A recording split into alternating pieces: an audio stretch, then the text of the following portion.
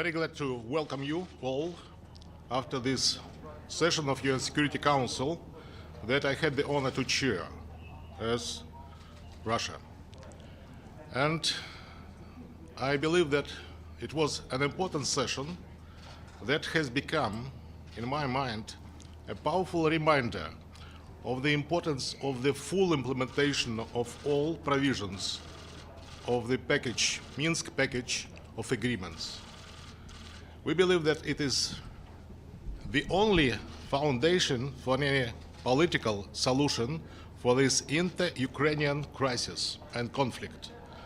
If it is done, and we presented a lot of proofs that it's a pity, but Ukrainian side till now hasn't accomplished all the obligations, Ukrainian obligations about the implementation once more of these Minsk agreements. I had an honor to present the Russian position on this issue, and we reiterated very firmly our commitment to the de-escalation and peaceful solution of this crisis, once more being based on the Minsk agreements.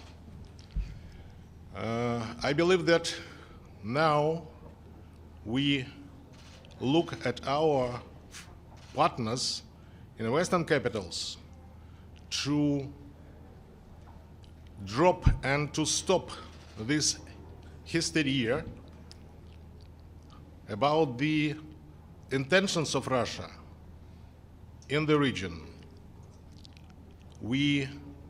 If we do something, we do this having in mind our national interests and the interests of our national security. As it was announced in Moscow, after military drills, Russian troops began to come back to the places of their permanent location on national Russian territory.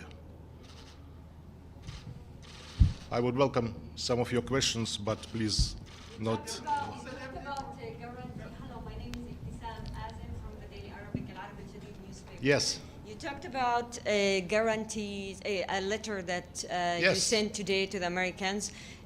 What are these security guarantees that you are talking about? Could you tell us more about it? And then my second question is, you are saying that that your troops are on Russian territory, but can you understand that the number of the troops, 150 and more according to the Americans, is alarming to your neighbors? Thank you. Thank you very much for this question. First of all, indeed, this morning in Moscow, we handed to the American ambassador to Moscow written reaction of the Russian side on the answer of US to our requests and to our vision of how we view long-standing security that should be equal for everybody in Europe and in a bigger scale in this Euro-Atlantic region. So today, Secretary of State confirmed that this written Russian reaction had been received by his ambassador to Moscow and what would be considered very attentively by American side. We hope that this consideration and this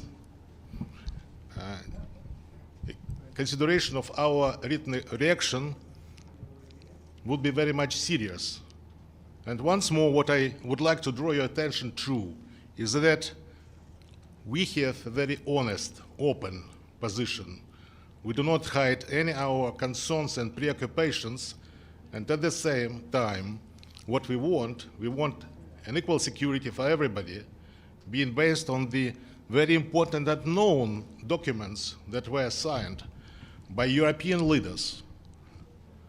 So, if you want, we do not demand something special, but we would like to send very clear messages about our legitimate interests, about the strategic stability, and about how we can have a serious dialogue, but not an imitation of a dialogue.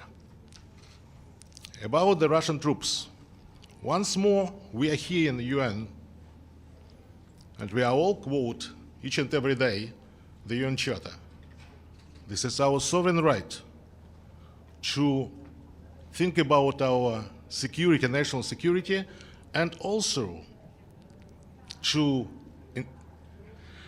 have our troops where we believe they are important for the defense, once more for the defense of the Russian Federation.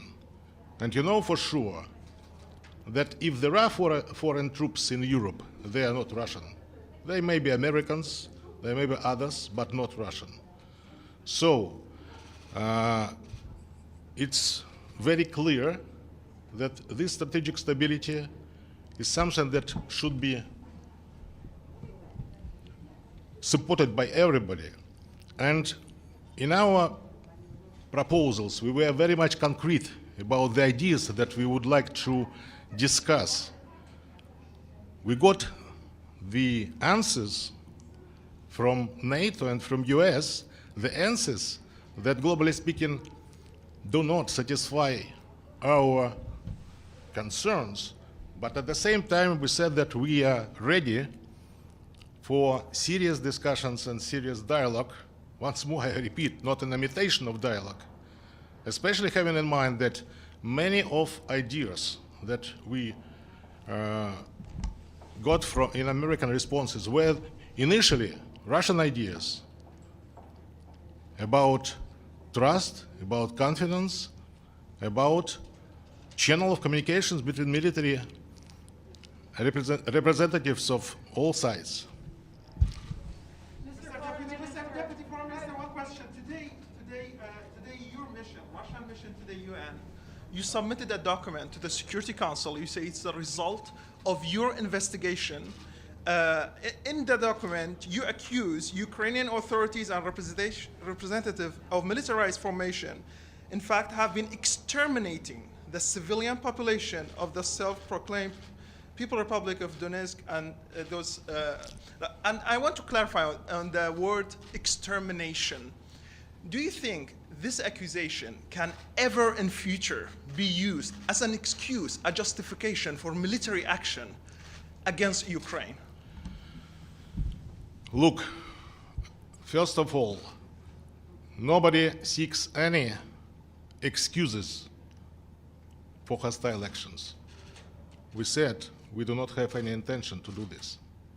And about these documents, I do not like to enter into the definition of what are they, but please watch these documents. This is video and photo documents.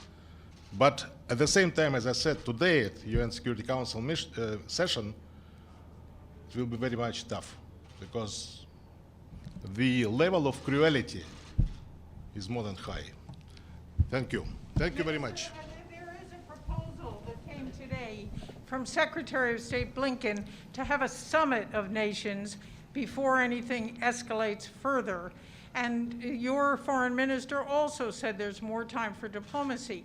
After today's meeting that was slightly contentious, if not very contentious, do you think there is diplomacy in the future? No, I believe in diplomacy, and I'm glad that our partners believe in diplomacy. Certainly we should do all that is possible to find a diplomatic and peaceful solution for this inter-Ukrainian crisis and conflict. And once more, as I said in the beginning, for me these discussions of today, that was not easy, was important because it was a powerful reminder of the importance of the implementation of all provisions of Minsk agreements. Thank you very much. Mr. Minister, can you please clarify